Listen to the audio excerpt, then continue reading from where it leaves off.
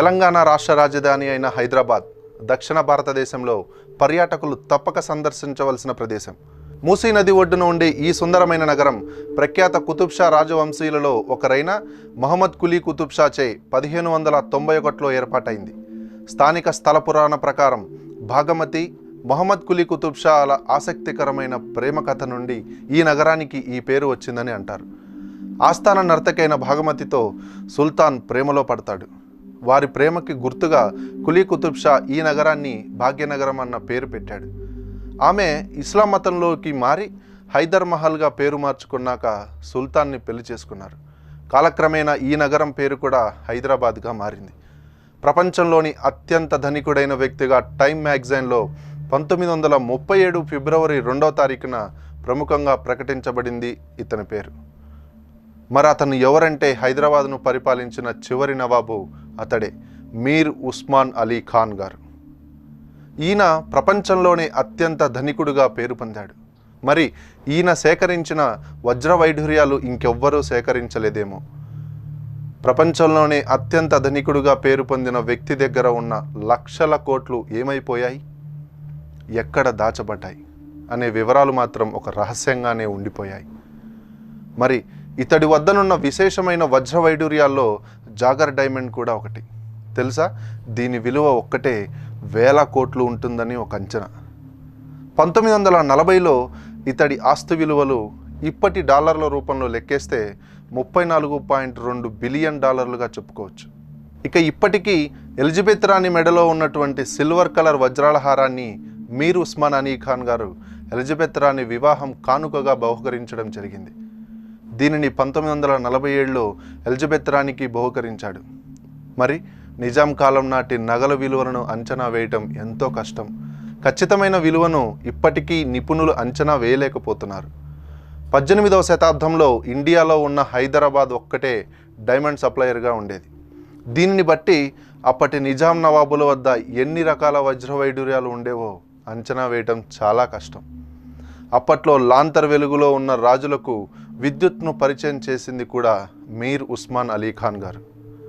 హైదరాబాద్లో railways, roads, airport, ముఖ్యంగా బేగంపేటలోని ఎయిర్పోర్ట్ను ఈయన 1930లోనే నిర్మించడం జరిగింది. Osmania university, general hospital, mental hospital, central library, high court, city hall, town hall, assembly hall, museum, Nizam Sagar, Tungabhadra నది, ఇరిగేషన్ ప్రాజెక్ట్, ఇలా ఎన్నో రకాల చారిత్రక కట్టడాలు ఈయన హయాంలోనే స్థాపించబడ్డాయి. మరి ఇవన్నీ చూస్తే స్వాతంత్రం వచ్చిన తర్వాత మన ప్రభుత్వం మన కోసం పెద్దగా చేసింది ఏమీ లేదని మనకు అనిపిస్తుంది. ఇక ఈయన నిజాం సర్కారులో 37 ఏళ్ల పాటు కొనసాగాడు. ఈయన ప్రపంచంలోనే అత్యంత ధనికుడిగా దాదాపు 114 లక్షల కోట్ల విలువ గల సంపదను సేకరించాడు.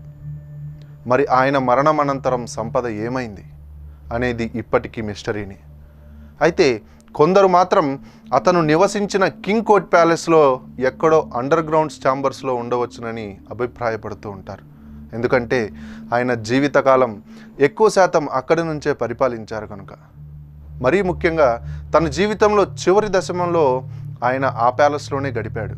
కాబట్టి ఆ ప్యాలెస్లోని అండర్ గ్రౌండ్ ఛాంబర్స్లో వజ్ర వైఢూర్యాలు ఉండవచ్చునని అభిప్రాయపడుతూ ఉంటారు. ఎంతోమంది పేదవారు రక్తాన్ని పన్నుల రూపంలో సేకరించిన వారి శ్రమకు నిదర్శనమైన ఆ సంపద అలా ఎలా ఉపయోగం లేకుండా మరుగున పడిపోవడం ఎంతో బాధాకరమైన విషయం. ఇక ప్రపంచవ్యాప్తంగా గ్లోబల్ ఐకాన్గా నిలిచింది హైదరాబాద్.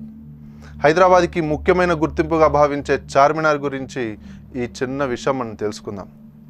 అయితే అసలు చార్మినార్ను ఎందుకు నిర్మించారంటే, ఒకప్పుడు ప్లేగు వ్యాధి బారిన పడిన 10,000 మంది మరణించారని వారి జ్ఞాపకార్థంగా ఈ చార్మినార్ నిర్మించారని అభిప్రాయపడుతుంటారు.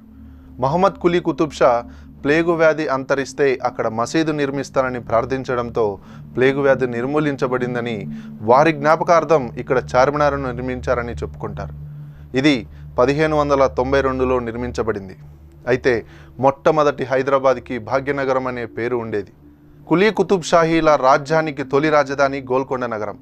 క్రీస్తు శకం 1083 నుండి 1323 వరకు కాకతీయ రాజులు పరిపాలించారు. దీని అసలు పేరు గొల్లకొండ. గొర్రెల కాపరికి ఆ ప్రాంతంలో అమ్మవారి విగ్రహం కనిపించడంతో మొదట అక్కడ ఒక మందిరాన్ని నిర్మించారు. అందుకే ఆషాఢ మాసంలో బోనాల సమయంలో మొట్టమొదట గోల్కొండలోనే బోనాలు ప్రారంభిస్తారు. కానీ కాలక్రమంలో గోల్కొండగా పిలువబడుతుంది. మరి కొన్ని శతాబ్దాల వరకు ఇది కాకతీయుల యొక్క సామ్రాజ్యమే. అయితే యుద్ధ సమయంలో సంధిలో భాగంగా గోల్కొండ కోట ఆధీనంలోకి రావటం జరిగింది. మరి ఈ సంధిని 1371లో చేసుకోవడం జరిగింది. అప్పటి నుంచి మహమ్మదీయుల రాజుల అధికారం అనేది రావటం జరిగింది. ఇక కుతుబ్ షాహీ రాజులు ఆ కోటపైనే మరింత కట్టుదిట్టమైన కోటను నిర్మించారు. ప్రస్తుతం అదే గోల్కొండ కోటగా ప్రఖ్యాతిగాంచినది. అయితే కుతుబ్ షాహీ వంశస్థులను జయించిన ఔరంగజేబ్ ఆ కోటను కొంతవరకు నాశనం చేశాడు. ఈ కోటను 120 మీటర్ల ఎత్తులో నల్లరాతి కొండపై నిర్మించారు. ఇది 87 అర్ధచంద్రాకారపు బురుజులతో 10 కిలోమీటర్ల చుట్టూ కట్టుబడి ఉంటాయి. మరీ ముఖ్యంగా ఇందులోని రామదాసును బంధించిన చెరసాల కూడా ఉండటం ఎంతో విశేషం. ఇక్కడ కోటలో శత్రువులు ప్రవేశిస్తే వెంటనే రాజుకు సమాచారం అందించే విధంగా శబ్ద తరంగాల శాస్త్రాల ఆధారంగా కింద నుండి చప్పట్లు కొడితే 1 కిలోమీటర్ల దూరంలో ఉండే కోటలో ఈ శబ్దం అనేది స్పష్టంగా వినిపించే విధంగా నిర్మించబడటం అనేది ఎంతో అద్భుతం. కోటలోకి చేరుకోవాలంటే 380 మెట్లు ఎక్కాలి. మరి ఆ రోజుల్లోనే కింద నుండి పైకి నీటిని చేరువేసే విధానం ఎంతో ప్రాముఖ్యతను కలిగింది. మరి కోట నుండి చార్మినార్ వరకు సొరంగ మార్గం కూడా ఉందని భావిస్తారు. మరి అంతేకాకుండా హైదరాబాద్లో నిర్మించిన హుస్సేన్ సాగర్, హైదరాబాద్ను సికింద్రాబాద్ను కలుపుతూ నిర్మించిన మానవ నిర్మితమైన హుస్సేన్ సాగర్. దీనిని కులీ కుతుబ్ షాహీ ఆస్థాన వైద్యుడైనటువంటి హుస్సేన్ షాహీ పేరు మీదుగా హుస్సేన్ సాగర్ని నిర్మించారు.